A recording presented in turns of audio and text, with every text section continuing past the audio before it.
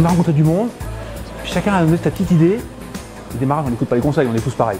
Chacun des fois est persuadé d'avoir la meilleure méthode et puis il découvre chez l'autre une façon de faire qui est aussi efficace, et peut-être plus rapide et plus précise. Each stage has its own challenge, and it's when you go along and you discover. Michel learns to work with Philippe, with Robert and myself, and together it's really a very challenging but a fantastic adventure.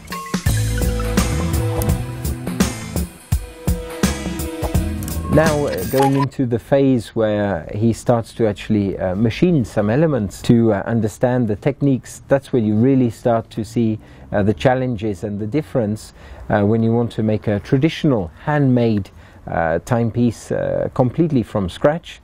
Then you start to encounter really how to, from the drawing, how to imagine how to make the piece. You start to machine, suddenly you encounter a problem, you must start again. You know, all of this is part of the whole sort of apprenticeship which Michel is going to be living through, you know, over a period of months. You know, it's months and months of work for that. Toutes les personnes qui suivent ce projet découvrent une chose extraordinaire, c'est le nombre de métiers qu'on touche. Tous des métiers qu'on n'imagine pas, parce que dans un projet normal, si on veut bien, le dessinateur il fait, ou le constructeur il fait son plan, on envoie le plan à un fabricant, puis on commande des pièces avec des tolérances et c'est fini. Ici non, chaque pièce va être faite.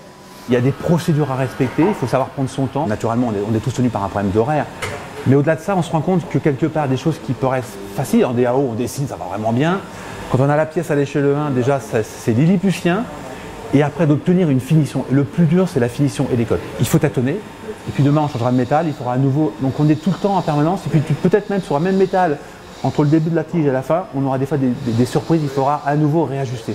Au-delà de ça, une pièce a été fabriquée, elle est terminée. Wow, on a appris quelque chose. C'est de se dire, de tout ça, qu'est-ce qu'on a appris? L'outillage, on a appris comment tenir la pièce, comment la retourner, comment faire. Donc maintenant, il y a tout un process qui est mis en place.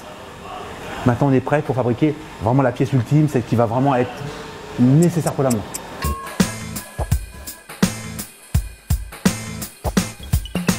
Notre savoir, si on veut bien, on l'a appris de différentes places, des différents pays même des fois.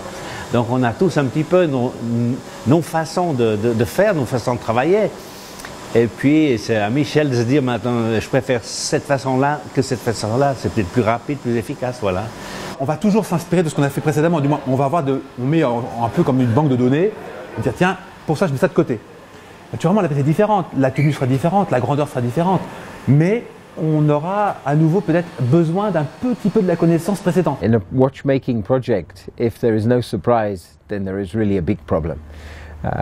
For Robert and myself, you know, we always try to anticipate as much as possible potential obstacles and hurdles which we need to overcome.